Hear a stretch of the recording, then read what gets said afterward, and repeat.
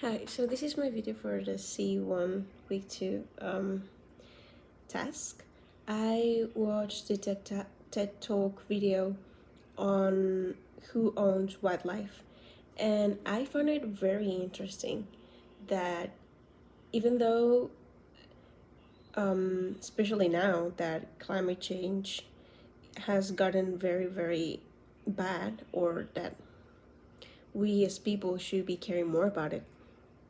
I found it really interesting that it was actually very late in human history that we as a society decided to establish a protection upon this type of um, environments. Something that I very strongly disagree with is the fact that when doing this research, at least what the video showed, which is what concerns to America or the United States, the people who were in charge of it at the time didn't really take into account the people and the communities that were already living in said environments and said ecosystems and said areas, such as what happens to the Appalachian Valley or what happened in when I forgot, but where Mount Rushmore is. I know that actually, as for today, there is a group of indigenous people who are trying to build a memoir to their culture, which is called Crazy Horse, and it's supposed to be a structure that represents one of the most famous chiefs of one of their tribes, which I'm not entirely sure which tribe it is. But the important thing about this movement, or the important thing about this structure when it to be built, is that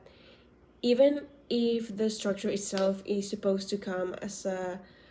way of indigenous communities to have a representation other than Mount Rushmore, which is actually a way of telling them, we told you this, but this is not actually what came to be. In order for them to keep that from happening again, they only accept donations or money from private institutions. They will not take money from the government, and I think that's very, very important. Also, the fact that we as a society, I don't think, care enough for the environment as it is. Yes, we enjoy being in parks and looking at these beautiful, amazing scenarios, but we don't actually take into account when visiting these places what should be done and how we can be less impactful when we are there. Like, something that happens here in Yucatan is like when people visit the cenotes, you are told not to wear sunscreen or any type of chemical or body cream in your body, because that will affect the pH of the water in the cenote, and which will then affect the whole ecosystem that lives there. So I think this is something that we should really take into account way more often, or that we should think about more. If Ted asked me to do a follow-up to this specific topic, I would be really glad to. It's a topic that I am passionate about, even if it's not something that I know a lot of. I think it has to do with the way that I was brought up and the way, or the people that I hang around with a lot. A lot of my friends are biologists or marine biologists. So it's something that comes up